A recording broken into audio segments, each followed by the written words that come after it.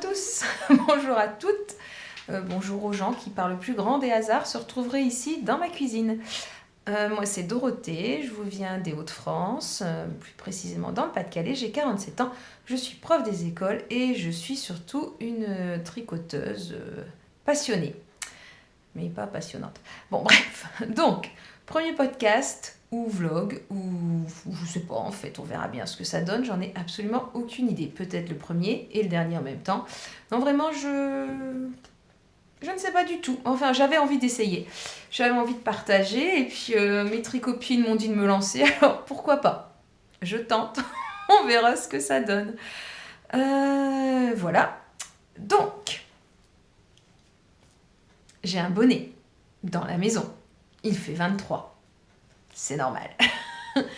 Je voulais commencer par vous présenter cet ensemble en fait que j'aime beaucoup.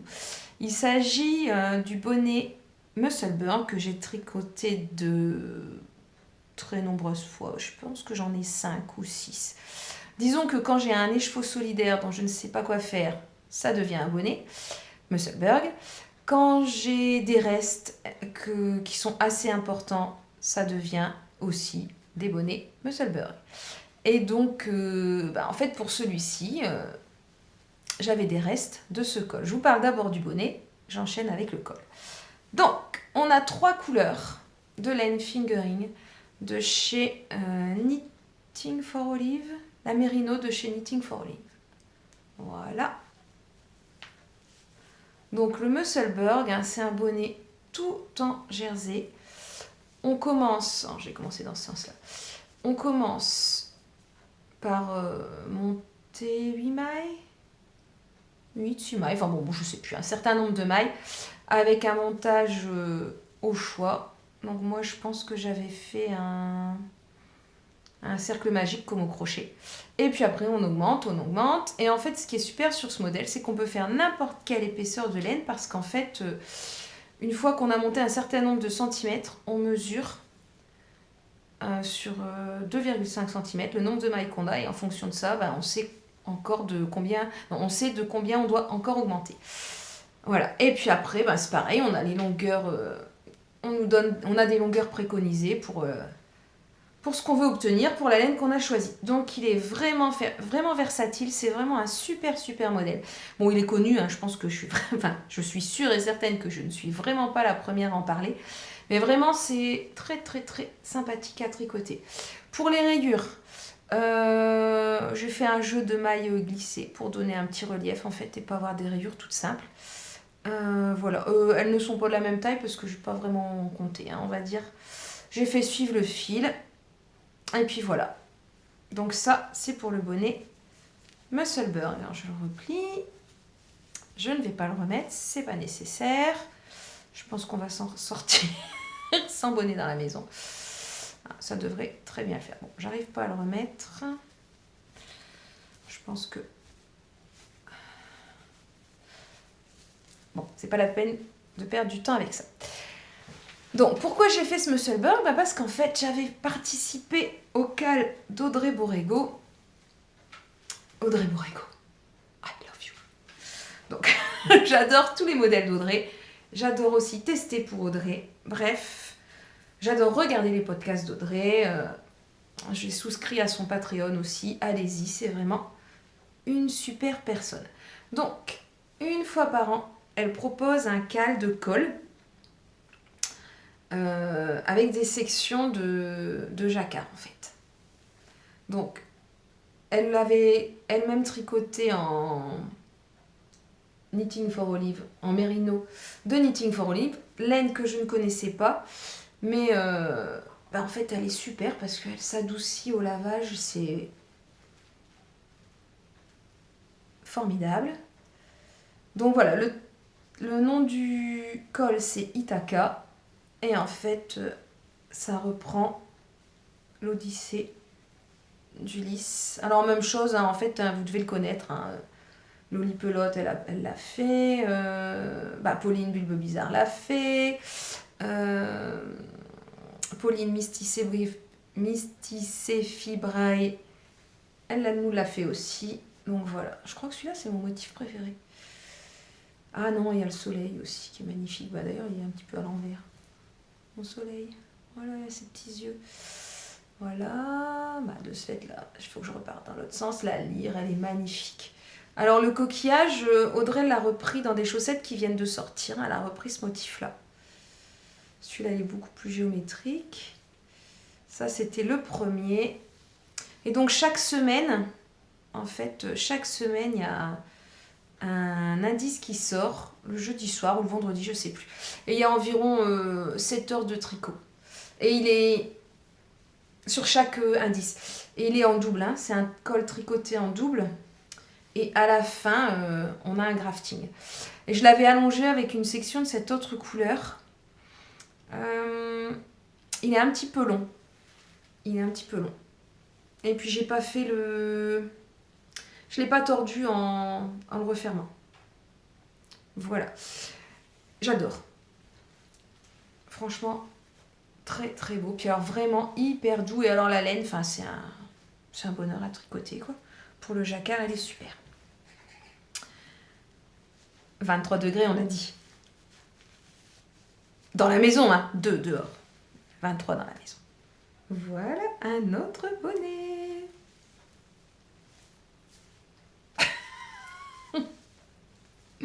Je ris tout seul, je pense aux copines qui vont regarder.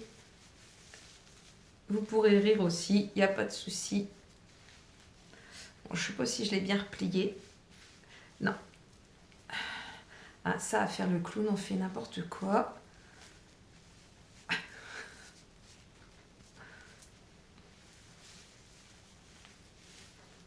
Bon, j'ai des cheveux partout.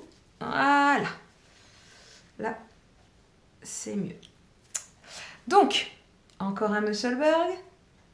Encore des restes. Bon, des gros restes, hein. Des gros restes. Donc, ce sont des restes du calendrier de l'Avent de chez Pauline Bulbe Bizarre de l'année dernière. J'ai pas pris celui de cette année puisque j'avais pas fini.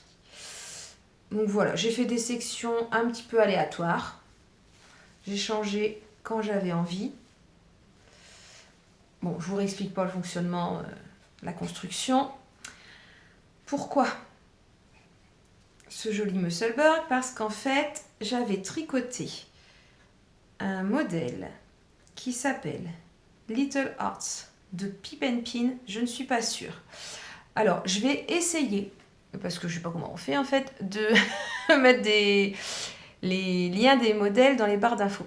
J'ai un Ravelry qui n'est absolument pas à jour, c'est une catastrophe. Mais vraiment, hein, une catastrophe. Hein. Il doit y avoir les modèles que j'ai tricotés quand je me suis mise au tricot il y a 11 ans. Nickel. Et puis, entre deux, j'ai rien enregistré du tout. Et ce qui est plus récent, c'est parce qu'en fait, ce sont des tests. Et que, comme ce sont des tests, j'ai fait la fiche qui allait avec le projet. Voilà. Donc sinon, rien n'est à jour.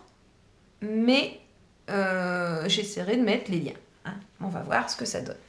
Donc, tout ça pour dire que j'ai tricoté un modèle qui s'appelle Little Hearts. Alors, c'est un jacquard. Oui, si, c'est un jacquard.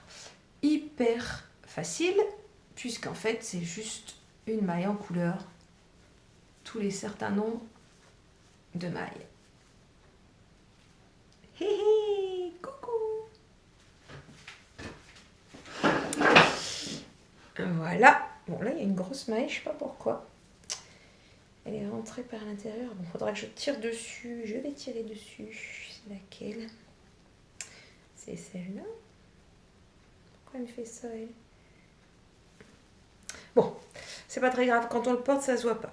Donc, on retrouve les mini de Pauline. Donc, je suis partie du plus clair au plus foncé. Oh, c'est trop beau. Ils sont trop beaux. Hein. Voilà, donc c'est un pull chauve-souris. C'est long. C'est très très très très long. Donc on commence par monter des côtes. Je pense que c'était peut-être des côtes de 2 ou des côtes 1-1 non torse. Enfin, je sais plus. En tout cas, moi je les ai fait torse parce que j'aime les côtes 1-1 torse. Ensuite, on augmente. On augmente, on augmente, on augmente. Et puis, à un moment, on sépare pour pouvoir faire les épaules. Alors, je sais plus bien comment ça se fait. Ah oui, si jamais ce podcast continue, ce vlogcast, podcast, j'en sais rien. Et là, je pense à Christelle de rêver sa vie en couleur. On dit bien comme on veut, hein, on est d'accord. Donc, ce truc cast, ou ce vlog machin, continue. Vous verrez que j'ai une mémoire de poisson rouge. Donc, je sais absolument plus. Il faut dire que c'était quand même il y a un mois et demi. Bref, une fois que c'est fait, j'ai oublié. Donc, il y a des rangs raccourcis, ça je m'en souviens. Ensuite, on est censé faire une... ça doit être un rabat à 3 aiguilles. Ouais. Avec normalement une couture qui se voit, mais moi j'avais pas envie que ça se voit en fait. Donc j'ai fait dans l'autre sens. Et pour le col, on laisse tel quel, hein, on rabat. Et c'est tout. Et moi, ça me plaisait pas. Donc j'ai fait un rang de crochet, il me semble. Ouais, je pense que j'ai pris mon crochet. Ouais, c'est ça. J'ai fait un rang de mailles serrées au crochet. Et puis c'est pareil, on pouvait continuer les motifs jusqu'en haut, mais dans les gens qui l'avaient déjà tricoté, ben en fait, ce qu'il disait, c'est que comme le col, ça rebique, en fait, ben on voit tous les fils de l'intérieur. Donc c'était pas terrible, donc ça je l'ai pas fait. Et ensuite, eh bien, on vient relever les mailles, c'est là que ça va se... Non, on fait les coutures d'épaule, donc c'est refermé. Et on vient relever des mailles pour faire des manches qui, même si elles sont petites, sont très très très très longues parce qu'encore une fois, c'est des cotes 1-1. Alors, j'ai diminué comme elle a dit, mais en fait, j'ai des gros bras. J'aurais pas dû diminuer comme ça parce que ça sert un peu en fait. Bon, il est quand même super agréable à porter. Pour le blanc, alors c'est de la langue yarn non teinte qui se vend en écheveau. 70% alpaga, 75% alpaga, 25% nylon, quelque chose dans ce genre-là. Enfin, pour la partie laine, c'est au moins 70% et c'est de l'alpaga. Donc, c'est des écheveaux de 100 grammes non teints et je les ai eus chez Une Tasse de Fil et d'Aiguille. Et je fais un gros bisou à Justine, notre petite mercière adorée. Voilà, voilà. Bon, et j'adore les pulls chauve-souris, hein. J'en ai plusieurs. C'est vraiment quelque chose que j'adore porter. Je trouve qu'il fait super chaud dedans. Il y a plein de place pour l'air chaud. Voilà. Donc, j'avais fait le Musselburgh pour aller avec le pull. Et là, il me restait encore de la laine. Des petites chutes, des mini, qui n'étaient toujours pas épuisées. Bon, pas beaucoup, hein. Ça, en fait. C'est vraiment peu, on est d'accord. Il me restait que ça comme mini. Mais c'est pas grave, je voulais absolument les utiliser et pas dans des chaussettes. Donc je me suis dit que j'allais tricher, j'allais faire comme Lauriane, des bisous, et j'allais faire un color block. Donc color block, on a des blocs de couleurs, hein, d'où le nom. Et entre chaque, on a du jersey, enfin c'est en point mousse, et puis on a du jersey d'une autre couleur, blanc dans le modèle. Donc j'ai pris du blanc aussi, parce que c'est pareil, il me restait une grande quantité d'alpaga blanc de chez Justine. Et quand je vous dis une grande quantité, j'ai quand même un doute. Une moyenne quantité. Ah ben regardez, j'ai l'étiquette. Ah mais c'est dans le mauvais sens. Alors ça je sais pas comment faire pour que vous l'ayez dans le bon sens. Enfin bon bref. Voilà. Ah ben il y a même le prix. Donc il m'en reste un peu. Et puis dans mes petites bouboules, j'ai encore ça. Non ça c'est autre chose. J'ai encore ça. J'ai encore celle-là. Donc ça, c'est toujours Bulbe Bizarre. Et puis, en fait, j'ai l'année dernière, je ne sais plus à quelle occasion, Pauline avait vendu des bouquets. En fait, il lui restait des écheveaux, si je me souviens bien, mais pas assez pour faire des quantités pulls, enfin plutôt des écheveaux solitaires. Donc, elle avait fait des bouquets. Et puis, on commandait et on recevait une surprise, en fait. Donc, non, j'ai cet écheveau qui était vendu avec un mini. J'ai déjà pas mal utilisé, rouge. Alors en fait, avec ça, au départ, j'avais pas fait un color block. J'avais essayé de faire des jambières parce que je suis fan de jambières. Les jambières en utilisant un modèle de chaussettes qui sont les Hugo Socks. C'est des chaussettes en jacquard avec un motif de tête de mort, mais les têtes de mort d'Ouest de la Mortée, là. Comment ça s'appelle? La Toussaint mexicaine, c'est un truc dans ce genre-là. Donc voilà, et je l'ai fait, mais en fait les chevaux étaient beaucoup trop chamarrés, donc même avec le blanc, on voyait pas les dessins. Donc vu le travail que c'était dommage qu'on ne voit pas les dessins. J'ai l'impression que vous bougez. Ah, c'est mieux? Je ne sais pas si c'est mieux. On dira que oui. Donc voilà. Donc, eh ben, c'est parti pour ça. Donc lui, je vais le terminer quand j'aurai fini ce dont je ne vous ai pas encore parlé en fait. Bah oui, mon gros projet du moment, c'est-à-dire c'est un test pour Audrey Borrego. J'adore Audrey Borrego. Ouais. J'adore le personnage et j'adore les modèles parce que je trouve que ça sort de l'ordinaire. Donc, j'ai l'impression qu'il y a moins de lumière et que c'est un peu trouble, alors je sais pas. Bon, donc Audrey, elle a mis en test un pull en déca que je tricote en mérino extra fine, la Drops Mérino extra fine.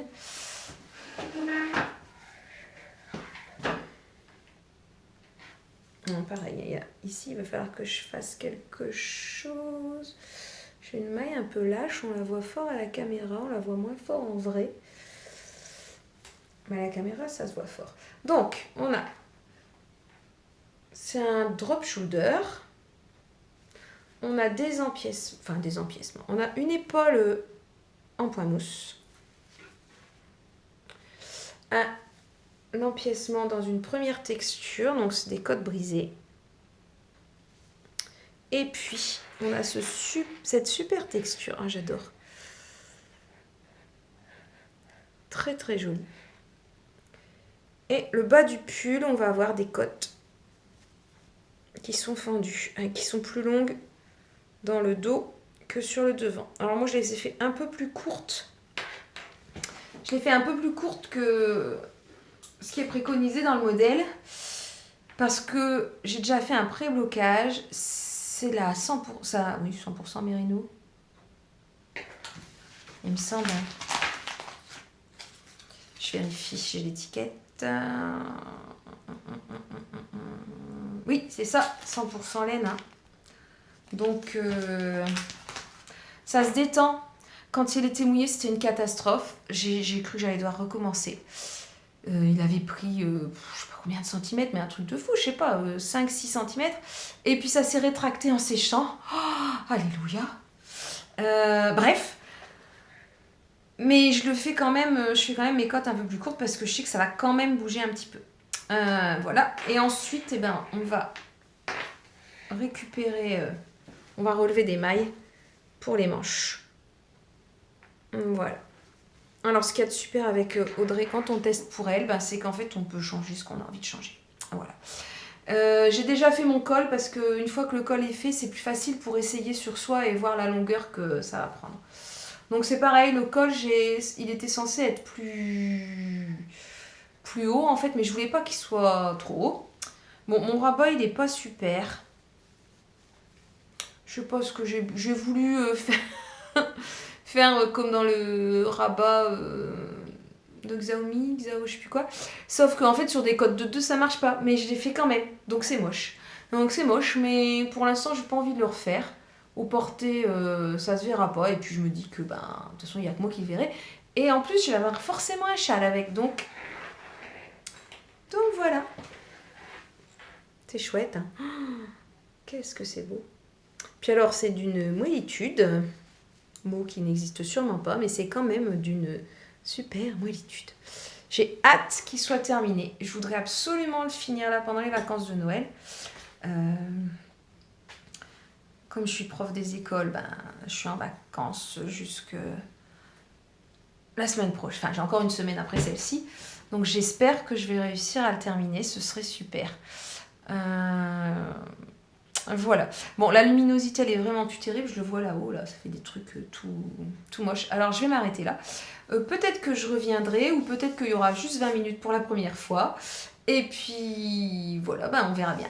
Je vais essayer aussi de mettre mon pseudo Instagram quelque part. Je sais pas du tout comment on insère des textes et tout ça. C'est vraiment une grande première et j'y vais carrément à l'arrache.